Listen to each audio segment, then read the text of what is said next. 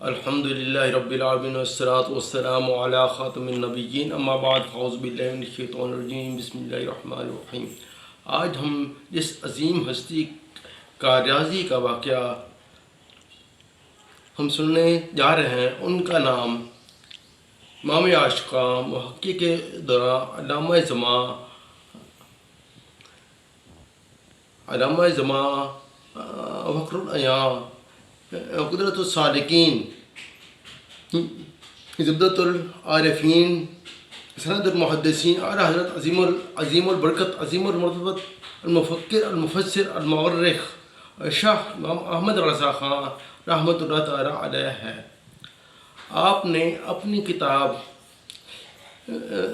کتاب کشف الالہ عن سمت قبلہ میں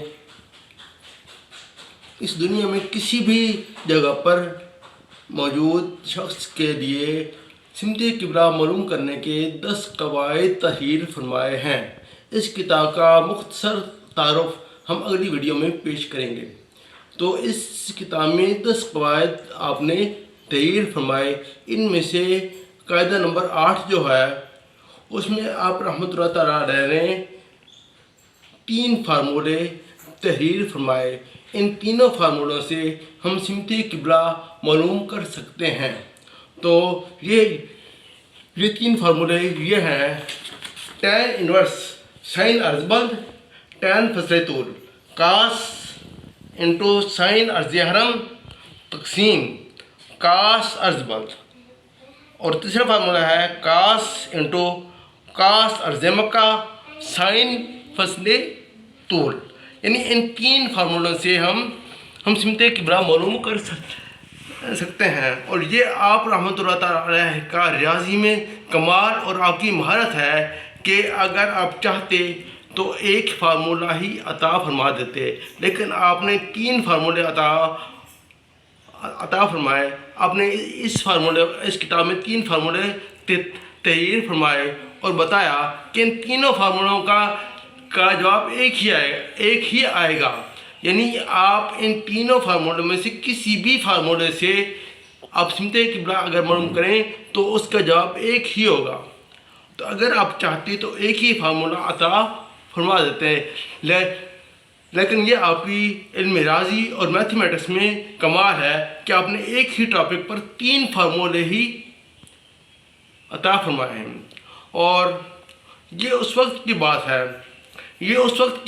بات ہے جب سائنٹیفک کیلکولیٹر نہیں ہوتا تھا۔ اس وقت سائن کاس اور ٹین وغیرہ کی ویلیوز معلوم کرنے کے لیے ٹیبل استعمال ہوتے تھے، جیسا کہ آج کل لاگ اور اینٹی لاگ کے ٹیبل بھی استعمال ہوتے ہیں، لیکن یہ لاگ اور اینٹی لاگ کی ویلیوز کیلکولیٹر سے بھی معلوم ہو سکتی ہیں۔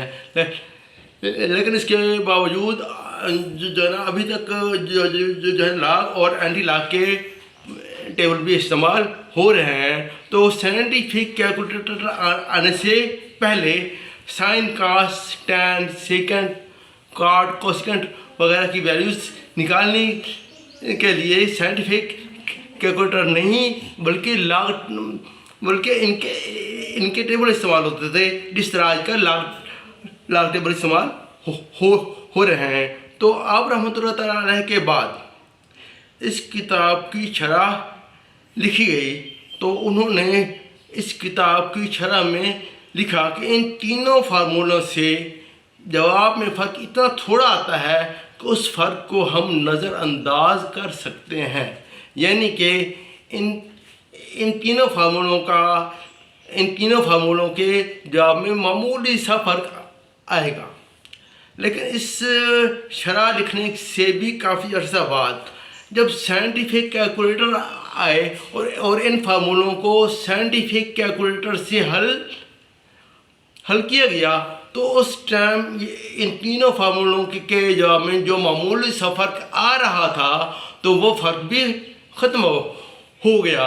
یعنی کہ اعلیٰ حضرت رحمۃ اللہ تعالیٰ علیہ نے سائنٹیفک کیلکولیٹر آنے سے بہت عرصہ پہلے ہی بتا دیا کہ ان تینوں فارمولوں کا جواب ایک ہی ہوگا اور ان میں کوئی فرق نہیں ہوگا، اور یہ بات آپ سے کافی عرصہ بعد جب سائنٹیفک کیلکولیٹر آیا تو اس وقت یہ بات ثابت ہو گئی کہ جو آپ نے فرمایا تھا کہ تینوں فارمولوں کے جواب میں کوئی فرق نہیں آئے گا تو وہ فرق اب نہیں آ رہا. تو یہ آپ رحمۃ اللہ تعالیٰ علیہ کی علم ریاضی میں آپ کا کمال اور آپ کی مہارت تھی. اسی طرح آپ رحمۃ اللہ تعالیٰ علیہ کو بہت زیادہ علوم پر مہارت حاصل تھی. بعض نے 52 علوم، بعض نے 105 اور بعض نے 120 علوم بتائے ہیں. تو آپ رحمۃ اللہ تعالیٰ علیہ کو تمام علوم پر ایسے ہی مہارت حاصل تھی جیسے آپ کو ریاضی میں مہارت حاصل تھی. اور آپ نے ایک واقعہ اس کے متعلق آپ نے سنا، اور اسی طرح کے کچھ اور واقعات بھی آپ کو اس چینل سے ملتے رہیں گے.